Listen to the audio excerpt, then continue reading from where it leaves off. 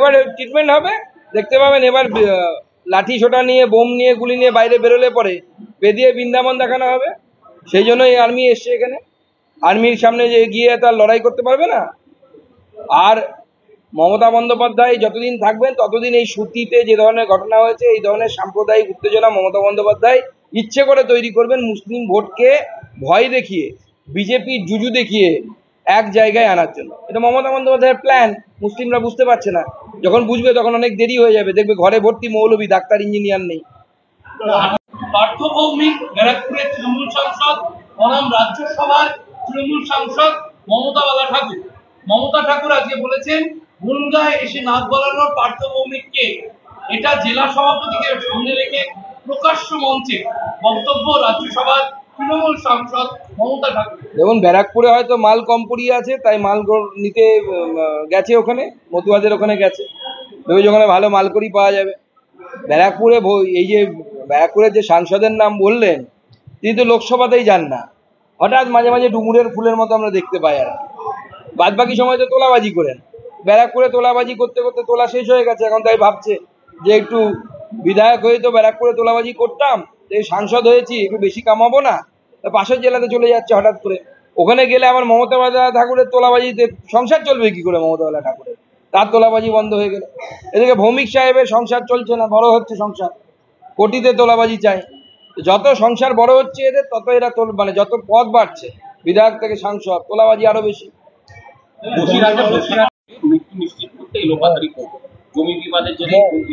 দেখুন, বসিরহাট সহ উত্তর 24 পরগনার বেশ কিছু অঞ্চল এবং দক্ষিণ 24 পরগনার বেশ কিছু অঞ্চলে তৃণমূল কংগ্রেস মানুষের জমি দখল করে কোথাও ভেরি তৈরি করা, কোথাও জমি নিয়ে বিক্রি করে দেয়া, মালিকের টাকা না দিয়ে বা কম দাম দিয়ে, এই ধরনের চক্র চলছে। ল্যান্ড গ্র্যাবিং যাকে ইংরেজিতে বলে, সেই ল্যান্ড গ্র্যাবিং চলছে। এটা অত্যন্ত চিন্তাজনক বিষয়। এবং দেখুন, এতে ভাগাভাগিতে গন্ডগোল, নিঘাত, যখনই তদন্ত হবে তৃণমূলেরই কেউ ধরা পড়বে এবং তারা নিজেদের মধ্যে অন্তর্দ্বন্দ্ব, এবং তার ফলে এই ঘটনা ঘটে।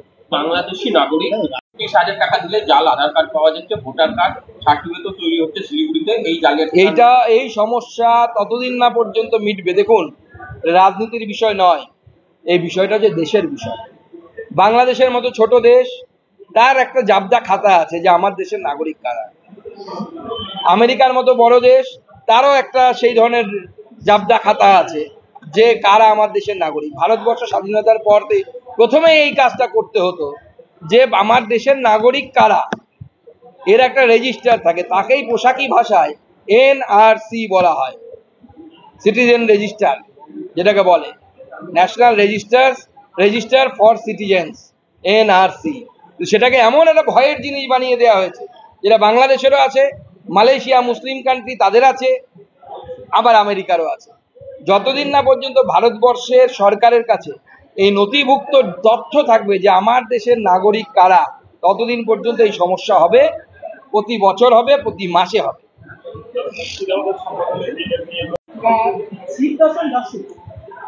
উনি বলছেন যে শুভেন্দু অধিকারীর সঙ্গে যোগাযোগ রাখা হচ্ছে এবং নরেন চক্রবর্তী। দেখুন, কে কি বলছে সেটা নিয়ে তো আমরা ভাবিতে হলে মুশকিল, এসব নিয়ে আমরা ভাবতে রাজি নই। তৃণমূলকে আমরা হারাবো, শুভেন্দুদা আছেন আমাদের পার্টিতে, অন্যান্য নেতৃত্ব আছেন, আমরা টিম গেম করে তৃণমূলকে 10 গোল দেবো। মাওবাদী নামাঙ্কিত চিঠি দেওয়া হয়েছে, টাকা না দিয়ে পুলিশকে খবর দেওয়া হলে খুন করার হুমকি দেওয়া হয়েছে। পুলিশ বলছে মাওবাদী কোনো যোগ নেই। দেখুন, তাহলে পুলিশকে তদন্ত করতে বলুন। মাওবাদী আর নেই, তাহলে কি মাওবাদী আছে সেটা খোঁজ নিতে বলুন, কারা করছে। মমতা বন্দ্যোপাধ্যায় দলের লোকেরাই আবার করছেন না তো, গোষ্ঠীদ্বন্দ্বের ব্যাপার নেই। ধন্যবাদ। বুথ সশক্তিকরণের প্রথম ধাপ হচ্ছে বুথ গঠন। প্রচুর বুথ আগেও গঠিত হয়েছিল, সেগুলোকে আবার দেখা যে তারা আছে কিনা। অর্থাৎ বুথে আমাদের কোথায় কতজন লোক আছে, 11 জন লোক আছে কিনা, 12 জন আছে না, 15 জন আছে না, 30 জন আছে, সেটা তার নথিভুক্ত করা প্রথম কাজ। পরবর্তী স্টেপ পরবর্তী সময় করবে।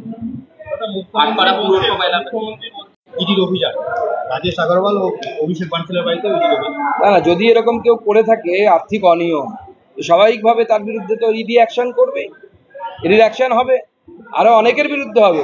অপেক্ষা করুন না, সবে তো সিনেমা শুরু। খিদিরপুরে যেখানে আগুন লেগেছে হয়ে গেছে।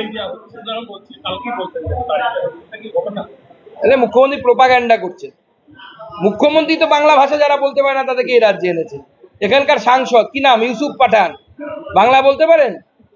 উনি লোকসভাতে শপথ নেওয়ার পর বলছেন জয় গুজরাট। যে গুজরাটের নাম শুনলে মুখ্যমন্ত্রী রানু মণ্ডল হয়ে যায়, সেই মুখ্যমন্ত্রী সাংসদ তিনি বলছেন জয় গুজরাট। কীর্তি আজাদ বর্ধমানের সাংসদ, বাংলা বলতে পারেন? বাংলা বলতে পারেন না। তো মুখ্যমন্ত্রী সাকেত গোখলে মাননীয় মুখ্যমন্ত্রী রাজ্যসভার সাংসদ, বাংলা বলতে পারেন? পারেন না।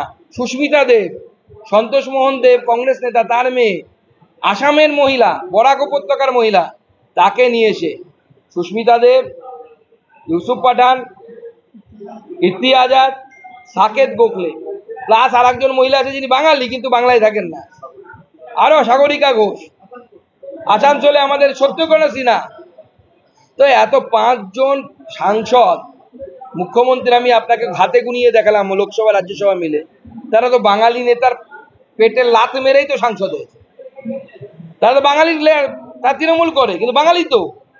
আজকে যদি ইউসুফ পাঠানের জায়গায় কোনো বাঙালি এখানে দাঁড়াতো, সে মুসলিম বাঙালি হোক বা হিন্দু বাঙালি হোক, সে তো সাংসদ হতে পারতো। তার সাংসদের পেটে লাতটা কে, সাংসদ হওয়ার পেটে লাথিটা কে মেরেছে? মুখ্যমন্ত্রী মেরেছে। আসানসোলে লাথিটা কে মেরেছেন? মুখ্যমন্ত্রী মেরেছে।